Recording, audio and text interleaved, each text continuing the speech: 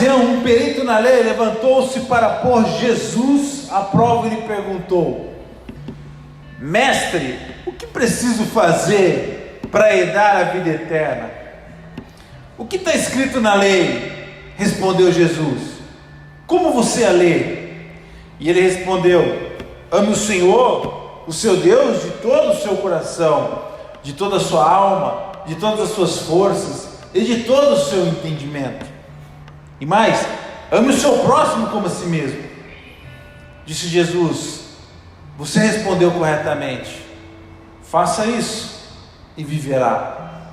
Mas ele, querendo justificar-se, perguntou a Jesus: quem é o meu próximo? Em resposta, Jesus disse: um homem descia de Jerusalém para Jericó, quando caiu nas mãos de assaltantes. Estes lhe tiraram as roupas, espancaram-no e se foram, deixando-o quase morto. Aconteceu estar descendo pela mesma estrada um sacerdote. Quando viu o homem, passou pelo outro lado. E assim também um levita, quando chegou ao lugar e o viu, passou pelo outro lado. Mas um samaritano, estando de viagem, chegou onde se encontrava o homem, e quando o viu, teve piedade dele, aproximou-se, enfaixou-lhe as feridas, derramando nelas vinho e óleo. Depois colocou-o sobre o seu próprio animal, levou-o para uma hospedaria e cuidou dele. No dia seguinte, deu 2 denários ao hospedeiro e disse-lhe: cuide dele, quando eu voltar, lhe pagarei todas as despesas que você tiver. Qual destes 3 você acha que foi o próximo do homem que caiu nas mãos dos assaltantes? Aquele que teve misericórdia dele, respondeu o perito na lei. Jesus lhe disse: vá e faça o mesmo.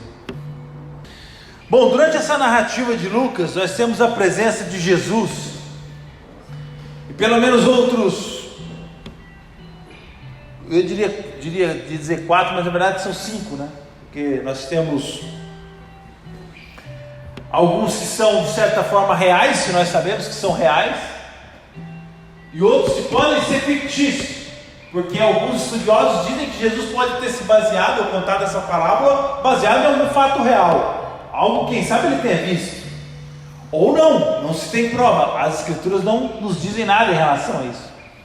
Mas em todo caso, nós temos aqui um deles que nós sabemos que é real, com Jesus, que é o doutor da lei, o mestre da lei, e temos pelo menos mais outros 3 ou 4 que podem ser fictícios: o sacerdote, o levita, o samaritano e o próprio moribundo, o cara que estava caído lá no chão, que tinha sido assaltado. E não vamos entrar em questão dos outros assaltantes, esses aí nós vamos eliminar da palavra hoje, não vamos dar espaço para eles hoje, amém?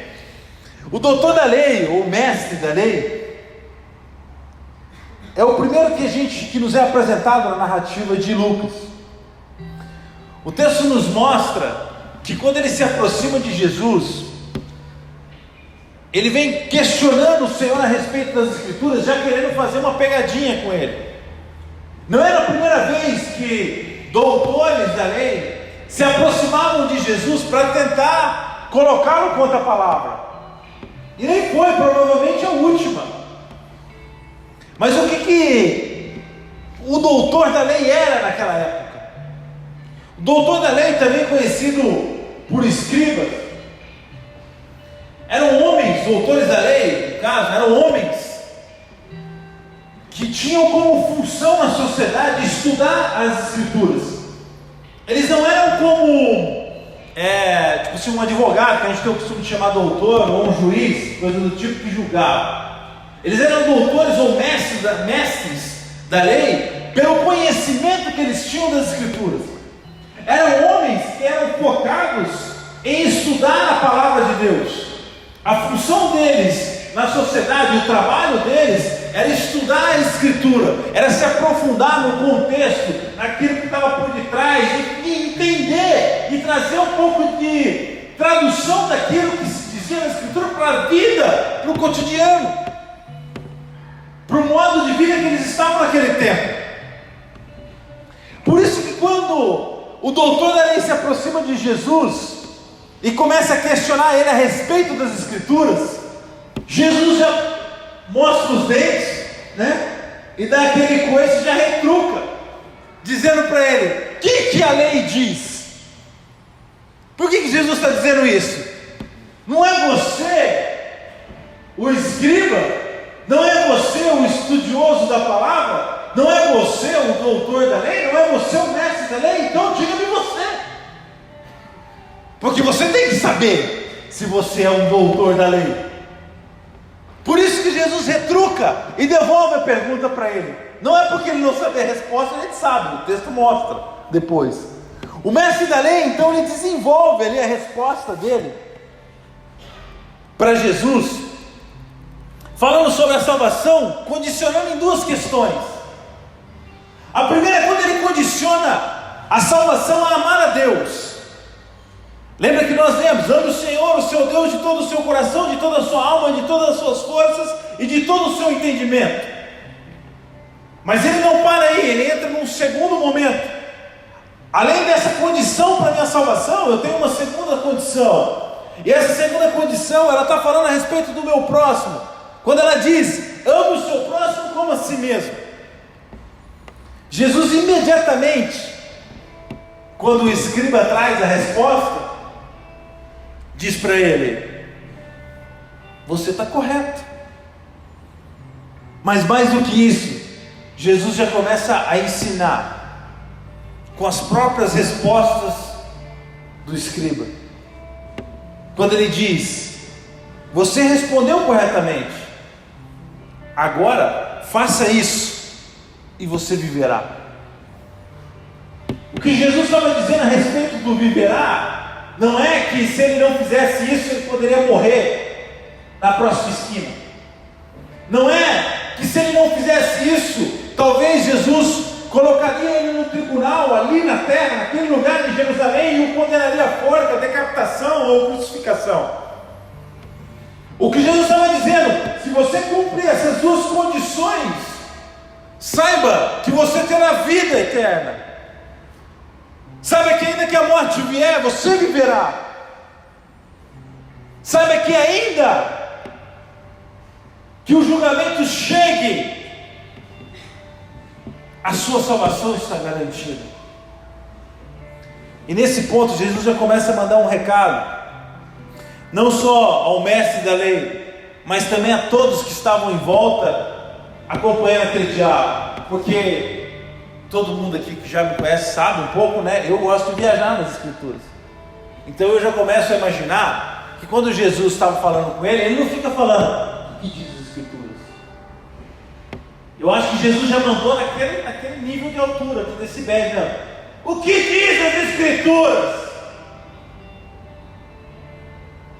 Talvez o cara até tenha: calma lá, eu só fiz uma pergunta. Eu falei: agora você vai responder alto, para todo mundo escutar. Sabe aquele aluno que levanta a mão ou incomoda o professor na sala de aula? O professor: agora você vai ficar de pé e vai falar para todo mundo escutar o que você está falando. Já que você está querendo dar uma admitida, agora você vai passar vergonha para todo mundo. Obviamente o objetivo de Jesus não era só envergonhar ninguém, que ele queria ensinar. Mas o que a gente já começa a entender quando o Senhor começa a trazer essa questão com o escriba? Que viver as Escrituras é tão importante como conhecê-la. Que conhecer as Escrituras é sim muito importante, relevante. Você precisa estudar, você precisa se aprofundar, você precisa buscar estudo, conhecimento, comentários, traduções diferentes, pregações, enfim, use o teu método, o jeito que você quiser fazer. E quanto mais você mergulha nas Escrituras, mais fundo você quer ir. Sabe quando você entra num... Eu não sei se vocês... Quem aqui é pai, é mãe e já entrou na piscina com criança? Eu fui sócio de um clube aqui, não importa qual. Mas eu acho que eu entrei na piscina de adulto uma vez só. Todas as outras vezes eu entrei na piscina rasa das crianças. E eu vou ser bem sincero, eu já nem queria mais o clube por causa disso, cara. Porque quando você conhece a piscina grande, você nada, você mergulha e tudo mais, é muito gostoso, você fica ali, é legal, é bacana. Mas quando você entra na piscina rasa e eu do meu tamanho, cara, a água fica, eu sentado, não come a barriga, bicho. Então é desanimador, parece que você está sentado numa bacia, tá ligado? Parece que você encheu uma bacia d'água e você entrou na bacia. Eu falei, meu, que graça que tem isso. E que as escrituras não é diferente. Quando você começa a mergulhar no conhecimento, quando você começa a buscar conhecimento, começa a se aprofundar nas escrituras, você não quer mais ficar na piscina rasinha. Sabe aquela que você enche, fica 2, 3 bordinhas assim, e só põe um pouquinho de água, nessa profundidade assim, que você não consegue nem mergulhar. Se você mergulhar, você é perigoso quebrar o nariz. É tenso. Por quê? Porque você já conhece a piscina maior. Mas fala para as minhas filhas, quando elas não conheciam a piscina grande, não conheciam a piscina muito legal e tudo mais, você fazia aquela pequenininha assim, cara, que você dá um sopro, enche já ela. Você colocava aquilo para ela, tipo estar no mar. A vontade dela era vir correndo e pular naquela piscina. Você vai se machucar, cara, não tem água suficiente para isso. E da mesma forma é com as escrituras. Nós precisamos procurar águas mais profundas. Só que mais do que isso, nós precisamos praticar o que nós aprendemos. Não adianta conhecer e não colocar em prática, porque senão não passa de mais um livro de história. Você pode ler qualquer outro livro de qualquer outra religião, e ele vai ter o mesmo efeito do que as escrituras, se você não começa a colocar em prática, se você não começa a obedecer os mandamentos que estão lá, se você não começa a buscar aquilo que cada um dos discípulos de Cristo viveu. O que Jesus estava ensinando para os escribas, vocês viveram por muito tempo, estudando, mergulhando, se aprofundando, a ponto de você saber, está na ponta da tua língua a resposta, mas cadê a prática disso tudo? Tanto que a resposta de Jesus para ele, quando ele acaba de falar, é sensacional. Ele acaba de explicar e ele pergunta, qual desses? E o cara mesmo responde, aquele que teve misericórdia dele. Ele não queria falar samaritano, eu já vou dizer por que ele não queria falar samaritano. Aquele que teve misericórdia dele. E o que Jesus disse para ele? Então vai e faça o mesmo. Agora você já tem a resposta que você queria. Só que ele não queria essa resposta. Por que ele não queria essa resposta? A gente sabe, ou pelo menos a palavra nos ensina isso, as escrituras nos ensinam isso, que os samaritanos, eles surgem logo depois da divisão do reino, logo depois da morte de Salomão. Jeroboão I se levanta contra o rei, que era descendente de Salomão, e nesse racha do reino de Israel, ele leva 10 das 12 tribos com ele, e o reino se divide de Judá em duas partes. A primeira parte é conhecida como Reino do Norte, também chamado de Israel, formado por 10 tribos. A segunda parte, onde tem a capital Jerusalém, é conhecida como Reino do Sul, também conhecido como Judá. E a partir dessa divisão, começa a ter um racha entre as 12 tribos.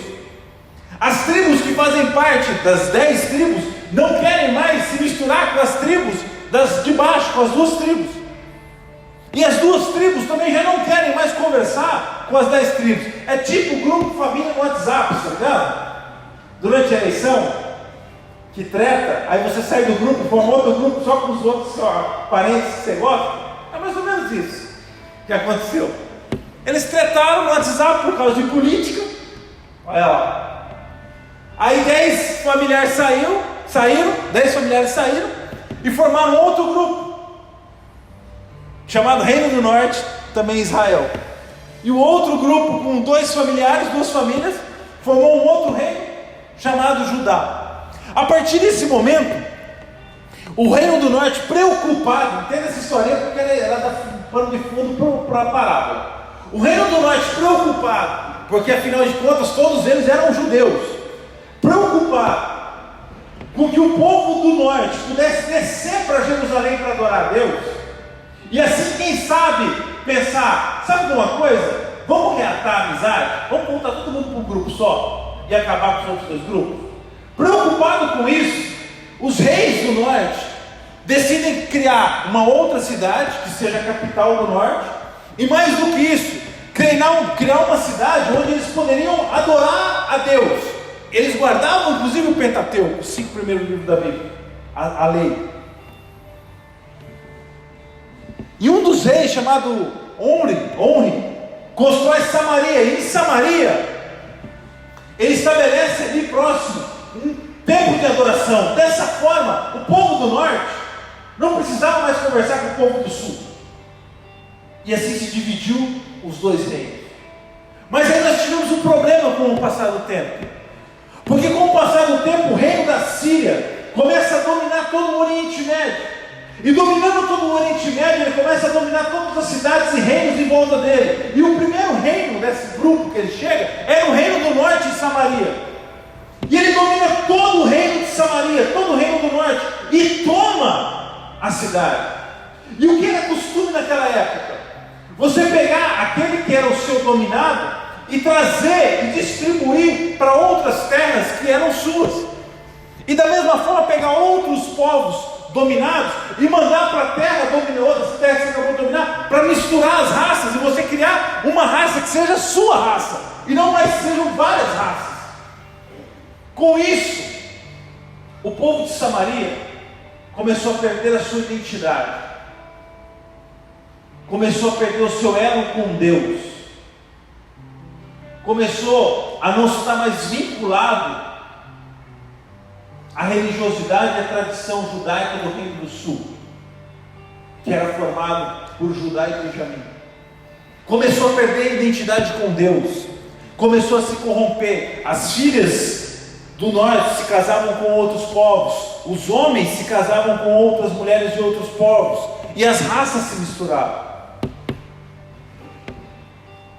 Para o judeu do Reino do Sul, isso era algo que era inaceitável. Misturar com o outro. O cara não mistura nem carne e leite, imagine misturar casamento. Aquilo era abominável. E para eles, os samaritanos se tornaram como qualquer gentil. Apesar de serem irmãos, terem descendência com eles, se tornaram como gentios. E como gentios eram dignos de misericórdia como um cachorro. Às vezes eles tinham até mais misericórdia com um cão na rua do que um samaritano. E é isso que Jesus está dizendo na parábola. Quando ele diz que um samaritano tem misericórdia de um homem moribundo na rua, ele está dizendo para o judeu que aquele povo que eles consideram como cão, como vira-latas, são mais honrados do que vocês. Você consegue entender a ofensa que é para um escriba ouvir isso? E Jesus, ele não perdoa, porque quando ele começa a trazer o exemplo, ele fala primeiro do sacerdote. Quem era um sacerdote?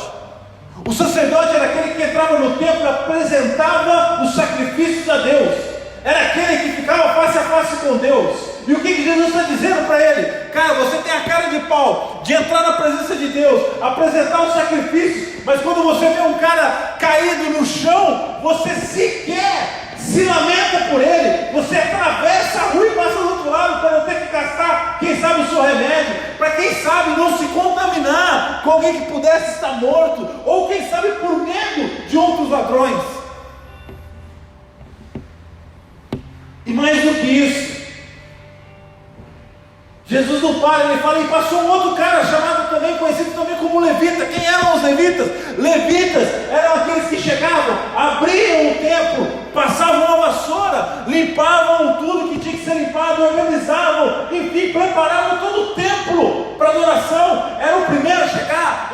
açaí organizavam a casa de Deus.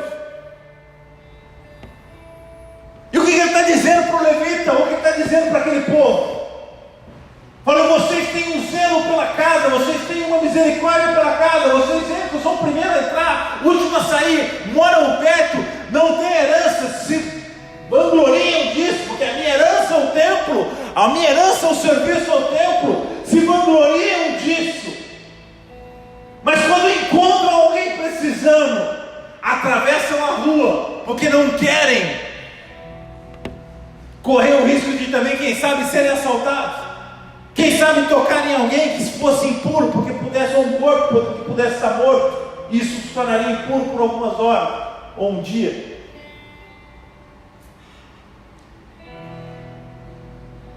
Veja que quando Jesus pergunta para ele o que diz as Escrituras, e ele mesmo dá a primeira resposta: amar a Deus com toda a intensidade. Ok, talvez vocês três estejam fazendo isso. E qual que é o segundo?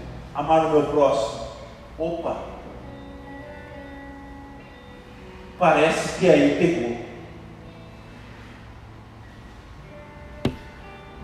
Quando Jesus traz o samaritano como aquele mais misericordioso do que os três que tinham status na cultura judaica enorme, Jesus começa a rachar o sistema.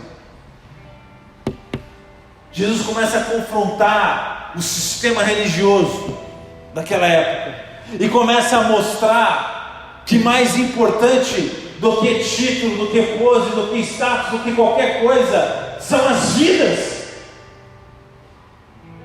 Começa a mostrar para eles que mais importante do que ser escriba, do que ser sacerdote, do que ser levita por descendência hereditária, coisa do tipo, mais importante do que qualquer coisa são as vidas que estão se perdendo, vidas que estão morrendo, vidas que estão desesperadas, foram saqueadas, massacradas, humilhadas, feridas pelo inferno, e clamam na sarjeta por alguém que as socorra.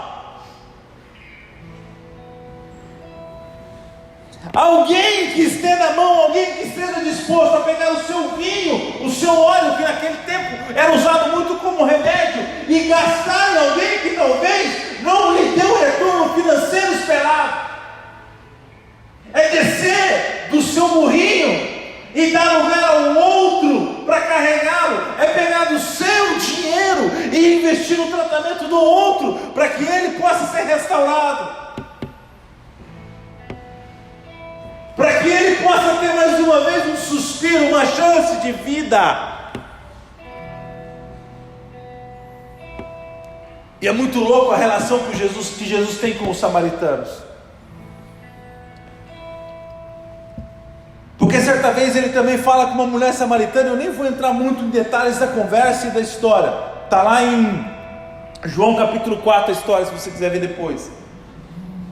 Mas a mulher samaritana se estranha-se quando Jesus começa a falar com ela. Os seus discípulos vão até uma vila que pertencia a Samaria, a região de Samaria. A Bíblia não diz exatamente se era em Samaria que eles estavam, pela distância provavelmente não era, devia ser um vilarejo samaritano. E os seus discípulos vão até esse vilarejo buscar comida, e por volta do meio-dia Jesus se encontra com essa mulher num poço, está ele e a mulher só. Por tradição, um rabi jamais conversaria com uma mulher em público, ainda mais sendo samaritano, e o texto deixa claro isso, sendo ela samaritana, eles não se davam, está lá no texto. Então você tem dois motivos para que Jesus não conversasse com ela: um por ser mulher, outro por ser samaritana. E não satisfeito com isso, Jesus começa a conversar, e a mulher estranha e fala para ela: por que você está pedindo água para mim? Você sendo judeu, você sabe que nós não se damos e tudo mais. E Jesus fala para ela: se você soubesse quem eu sou, eu não seria eu que pediria água para você, mas você, porque a água que eu tenho que te dar, ela vai saciar toda a sua sede, vai resolver a tua vida. Porque essa água que tem no poço vai voltar a te dar sede, mas o que eu tenho para te dar é mais do que isso. E ela começa a questionar: mas quem que você pensa que é? E coisa do tipo. E Jesus começa a revelar a vida dela, começa a trazer as coisas da vida dela e fala a respeito, fala para ela, chama o teu marido. Ela fala, eu não tenho marido. Quem disse? Ele fala, você não tem mesmo. O fato é que você já teve 5, e o que está com você hoje não é o seu marido. Seria mais um agravante para ele não conversar com ela. Uma mulher samaritana e provavelmente vivendo em adultério, ou fora da legislação da época. Jesus, ele rompe toda a rixa histórica, todo o preconceito para alcançar aquela mulher. Da mesma forma que ele rompeu todo tipo de preconceito e rixa e religiosidade para alcançar a minha vida e a tua vida. Da mesma forma que os apóstolos romperam toda a tradição, deixaram tudo que tinham, para que eu e você um dia pudéssemos estar reunidos aqui nessa noite, falando daquilo que eles escreveram, daquilo que eles viveram, e daquele que eles conheceram e que restaurou a vida deles. Assim como eles disseram não para todo o tradicionalismo, disseram não para tudo que havia naquela época, para seguir a Cristo, para morrer por Ele, porque Jesus fez isso por eles. É por isso que o apóstolo Paulo, eu sou o apóstolo dos gentios, eu vou pregar para quem ninguém, para onde ninguém quer pregar, para quem ninguém quer falar, eu vou falar. É por isso que ele rompia e entrava, falava com romanos, com gregos, com quem quer que fosse. É por isso que ele disse para aqueles que eu precisei ser judeu, eu fui judeu, porque precisou ser romano, eu fui romano, enfim, eu fui o que precisava ser, sem perder a minha essência cristã, sem perder a minha identidade de quem eu sou em Cristo, para que o nome de Jesus fosse exaltado. Jesus não mediu limites para alcançar a mim e a você. Ele rompeu todos, inclusive descer da sua glória por um período e morrer numa cruz de vergonha, que para o mundo é vergonha, mas para Ele é sinal de vitória, é sinal de conquista, é sinal de restauração, de remissão, é o manifestar da graça e do perdão dele nas nossas vidas, é uma segunda oportunidade.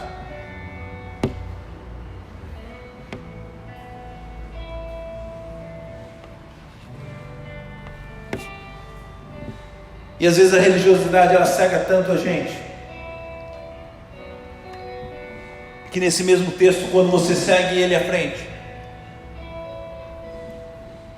a Bíblia diz que os discípulos chegaram com uma comida e a mulher saiu correndo, foi falar para o povo que ela tinha encontrado um cara que era profeta.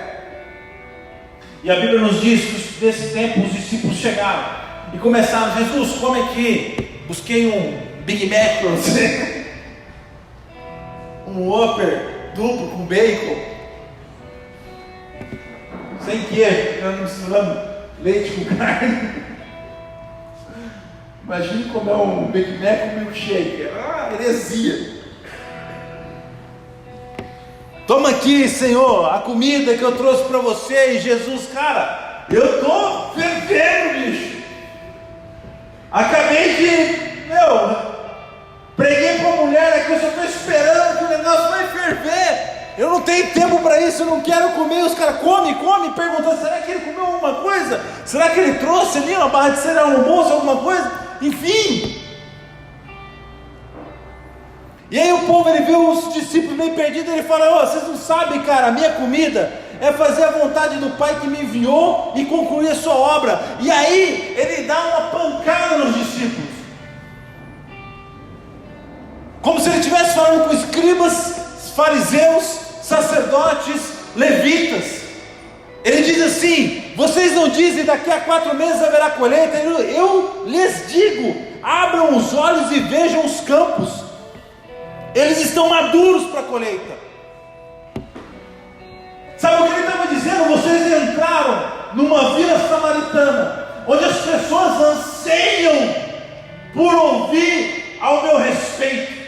Vocês entraram num lugar em que as pessoas estão desesperadas, saciadas, e ficam com fome, com desejo de esperança. E quantos voltaram com vocês? O que ele está dizendo? Olhem para os campos estão maduros. Por que vocês não estão colhendo? Sabe por que vocês não colhem? Porque vocês se acham superiores aos samaritanos. Sabe por que vocês entraram naquela vila e não conseguiram ganhar ninguém? Porque vocês não acharam que eles eram dignos de ouvir a palavra que vocês tinham. Eles não eram dignos de repartir o tempo, a comunhão com vocês. E eu acredito, eu creio. E vamos lá, mais uma no caderninho para perguntar: Jesus, quando você disse para os discípulos isso, você via de longe a mulher samaritana vindo com uma multidão, não é verdade? Não sei, eu vou perguntar. Eu não sei se vocês vão levar um caderninho para perguntar as coisas. Eu vou levar. Vou levar um pendrive, né? Tem um computador aí, Jesus, um HD externo. Tem um computador aí para me baixar minhas perguntas aqui, minhas dúvidas. Mas o que Jesus estava falando para eles, cara, prestem atenção. Não permita que a religiosidade cubra os olhos de vocês. E Jesus é tão misericordioso, porque quando ele fala de colheita, quando a palavra fala de colheita, ele sempre fala que um vai cevar, um vai plantar, o outro vai colher, que era exatamente o que ia acontecer naquele momento. Vocês entraram naquela vila samaritana, não semearam nada, mas se preparem agora para a colheita. Vocês foram capazes de entrar no meio de um monte de gente desesperada, angustiada por mim, desesperada por uma esperança, mas vocês foram incapazes de enxergar qualquer vida que fosse digna de misericórdia e salvação. Mas agora se preparem, porque aquela mulher está vindo, e ela vem, e ela é samaritana, e ela já teve 5 maridos, e olha quanta gente ela está trazendo. Se prepare agora para colher o que vocês não semearam, porque a misericórdia de Deus, ela é abundante, e às vezes a gente não semeia, mas pela misericórdia dele a gente colhe. Os campos maduros para a colheita eram todos aqueles samaritanos que não foram notados, mas Jesus notou, porque Jesus vê vidas, ele enxerga almas. E a Bíblia fala, mais uma vez, Lucas fala, e talvez seja até a mesma viagem que se relacionou com aquele mestre das Escrituras anteriormente, de 10 leprosos. Está lá em Lucas capítulo 17, do versículo 11 ao 19, você pode ler na tua casa depois. Mas haviam 10 leprosos, e que Jesus estava descendo e passou por Samaria, descendo para Galileia, e passou em Samaria, e 10 leprosos viram Jesus, e sabendo da sua fama, começaram a cantar, a gritar por Jesus, à distância, porque eles não poderiam se aproximar de Jesus, por causa da lepra. Eles não podiam ficar próximo de pessoas sãs, porque senão poderiam contaminar. Então era uma questão inclusive de segurança, de saúde e tudo mais.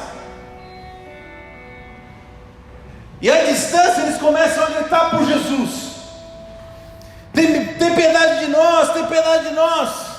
E Jesus, quando os vê, diz para eles: vão mostrar-se aos sacerdotes.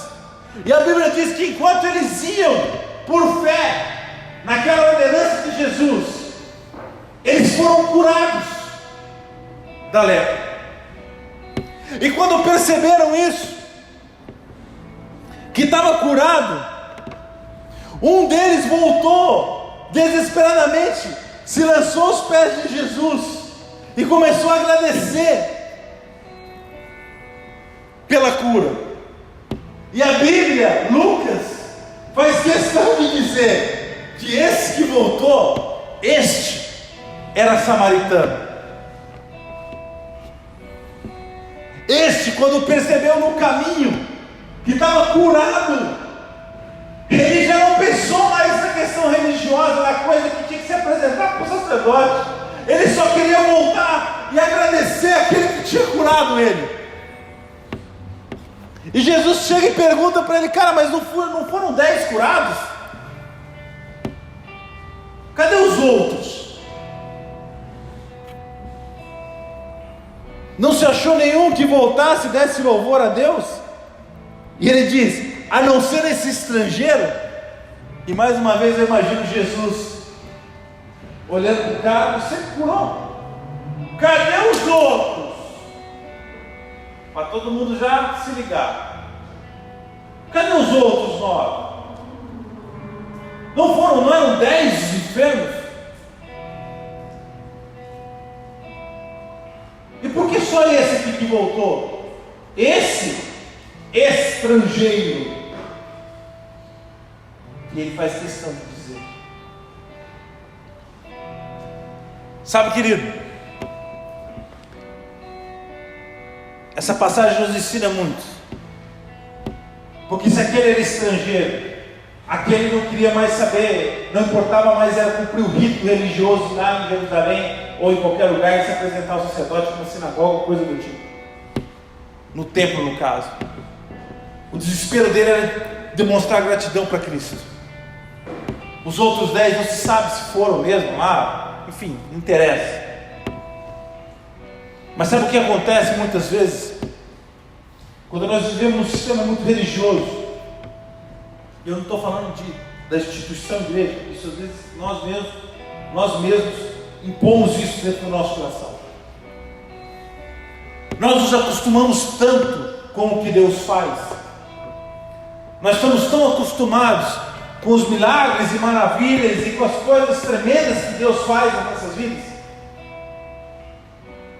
Isso é tão comum, se torna tão corriqueiro, que eu vou para o templo, sou curado e volto e não me dei conta de inclusive agradecer a quem me curou. Eu sou tão abençoado que eu vou ao templo e volto para minha casa e vou para o meu trabalho e vou ao templo e enfim faço todo esse rito e não me dou conta de como Jesus tem transformado a minha vida, de como Ele tem mudado a minha história, de como Ele tem restaurado quem eu sou. Para aquele samaritano não era simplesmente uma cura, era ser mais uma vez inserido numa sociedade. Ele poderia agora frequentar mais uma vez, quem sabe, a sua família. Ele poderia agora, quem sabe, ir lá procurar um trabalho, voltar para o seu ofício. Poderia, quem sabe, voltar a viver em convívio com a sua cidade, com a sua tribo, com o outro, não sei onde ele fazia parte. Jesus tinha mudado a história dele, transformado a vida dele, ele não tinha outra coisa a fazer naquele instante, na sua mente, que não fosse agradecer a Cristo pelo aquilo que Ele tinha feito na vida dele.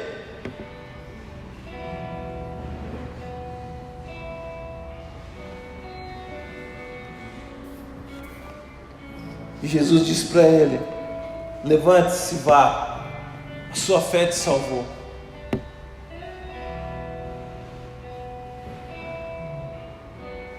Quando nós perdemos esse costume de nos lançarmos aos pés de Cristo, nos acostumamos com aquilo que Ele tem nos dado, nós inclusive nos esquecemos de ouvir a voz dEle, inclusive de quem sabe Ele dizer para nós: você está salvo. Você está salvo.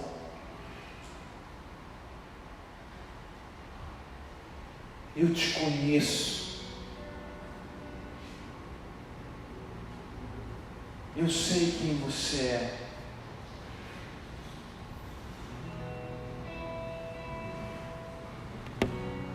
Nós começamos a perder o relacionamento com o nosso Senhor.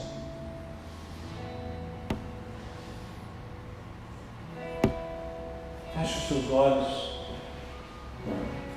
por favor. Nós já estamos encerrando.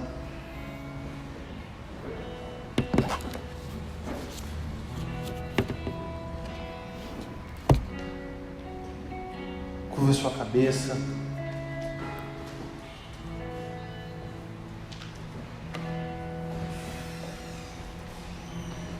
Quando eu estava preparando essa mensagem, o Espírito Santo trouxe no meu coração que, falando, filho, sabe que você era tipo esses samaritanos. Porque na minha história eu nasci num lar evangélico, mas por motivos da vida acabei me desviando, me afastando do Senhor, me contaminando com outras coisas do mundo, e perdi a minha identidade, perdi o meu DNA.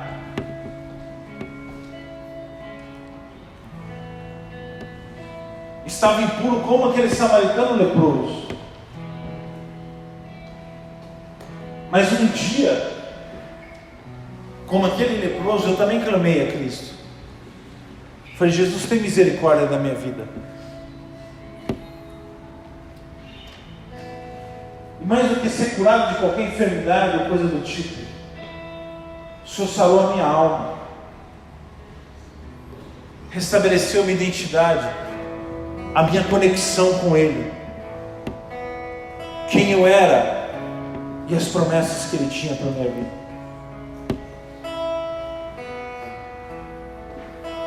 Nessa noite, independente de qualquer coisa que você tenha passado na tua vida, não importa por onde você tenha andado, talvez você se identifique até como um samaritano. Cara, esse samaritano sou eu.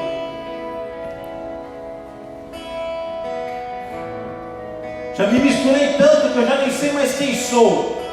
O Senhor pode restaurar a tua identidade com Ele e nele. Pode restabelecer mais uma vez teu contato com o filho e filha com o pai. Mais do que isso, restabelecer a tua conexão com o Espírito Santo, com o Filho, com a sua história, com o seu chamado, com os propósitos e sonhos que Deus tem para a tua vida, desde o dia em que você foi planejado.